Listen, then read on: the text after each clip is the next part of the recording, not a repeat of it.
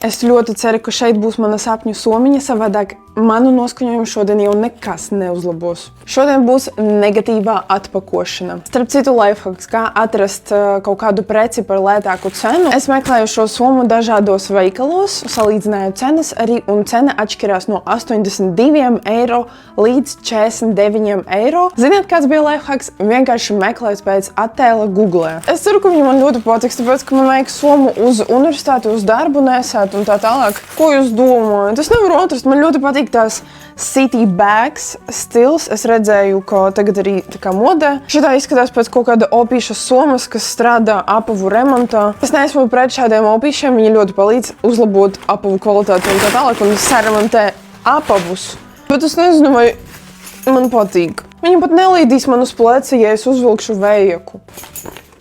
Man nepatīk šitā soma. Šī reāli izskatās vien pēc kaut kāda ceļojuma soma omītei vai kaut kas tam līdzīgs. Man liekas, es kļūstu vecs, tāpēc, ka es pievēršu uzmanību tam, ka somiņai ir daudz dažādas kabatiņas. Tas ir tas, ko saka mana ome vienmēr.